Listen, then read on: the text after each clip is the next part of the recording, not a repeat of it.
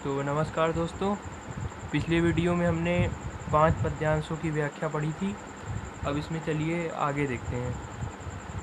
तो अगला है, सखी री मुरली लीजे चोरी, जिन गोपाल कीन्हे अपने बस, प्रीति सबन की तोरी, छिन इक घर भीतर निसिबासर, धरत न कबहू छोरी, कबहू कर कबहू अधरनी, कटि कबहू घोषत जोरी, ना जानो कछु मेली मोहिनी, राखे अंग अंग भोरी, सूरदास प्रभु को मन सजनी, बांध्यो राख की डोरी। पहले इसका कठिन शब्दों के अर्थ जान लेते हैं। तो निसिबासर का अर्थ होता है रात दिन, और राग का अर्थ होता है प्रेम। मोहिनी का अर्थ होता है मोहित करने वाली, और भोरी का अर्थ होता है भुला देना। तो इसका प्रसंग है, तो इसमें सूरदास ये कहते हैं कि जो कृष्ण जी के पास बांसुरी है उसको कृष्ण जी हमेशा लिए रहते हैं, और उसने इस कारण से गोपियाँ जो हैं उसे चुरा लेने की योजना बनाती हैं, क्योंकि उसके कारण कृष्ण गोपियों से मिलते नहीं हैं और बांसुरी में ही लगे रहते हैं। तो इसका व्याख्या है, सखी री मुरली लीजे चोरी। एक सखी दूसरी सखी से कहती है, क्यों ना हम इस मुरली को चुरा लें जो कृष्ण के पास है। जिनी गोपाल कीन्हे अपने बस, प्रीति सबन की तोरी। जिसने कृष्ण को अपने बस में कर लिया है और सभी को, और कृष्ण का हमसे प्रेम को तोड़ दिया है। छीन एक घर भीतर निसिबासर, धरत न कबहू छोरी। जिसे कृष्ण घर बाहर निसिबासर अर्थात दिन रात, धरत न कबहू छोरी, उसको कभी रखते ही नहीं है। कबहू कर, कभी उसे हाथ में, कबहू अधरनी, कभी उसे ओठों पर, कटि कबहू खोसत जोरी, तो कभी उसे कमर पर खोसे रहते हैं। ना जानो कछु मेली मोहिनी, राखे अंग अंग भोरी, सूरदास प्रभु को मन सजनी, बांध्यो राख की डोरी। न जाने इस बांसुरी ने कृष्ण पर कौन सा मोहिनी मंत्र फूंक दिया है, राखे अंग अंग भोरी, उनके अंग अंग को आकर्षित कर लिया है। सूरदास प्रभु को मन सजनी, बांध्यो राख की डोरी, और प्रेम की डोरी को कृष्ण से बांध लिया है। तो इस प्रकार छठा पद्यांश पूरा होता है। अब आइए सातवां देखते हैं।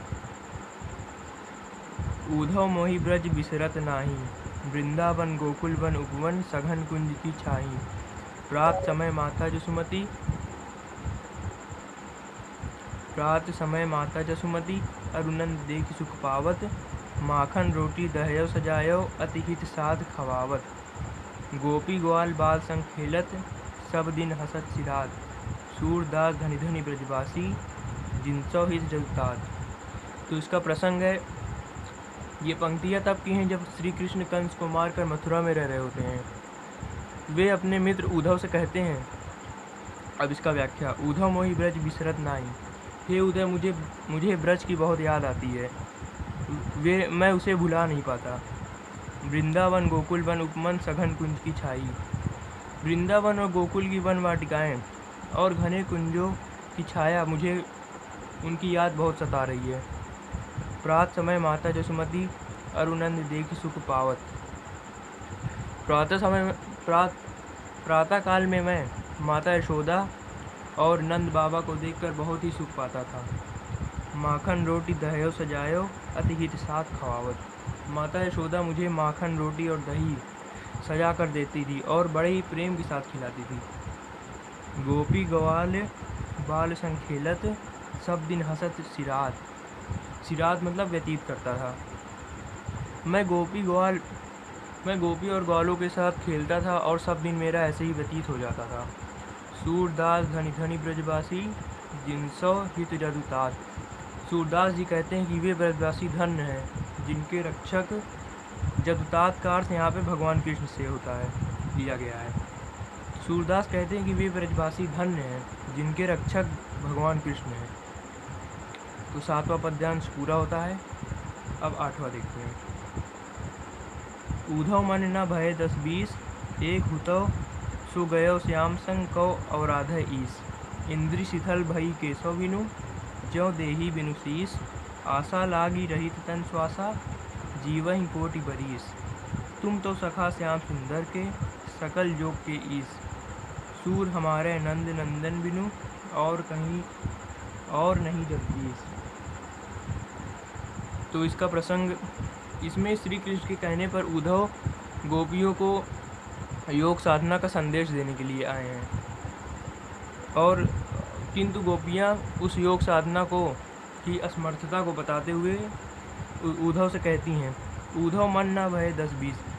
हे उद्धव, हमारे पास 10-20 हृदय तो नहीं है।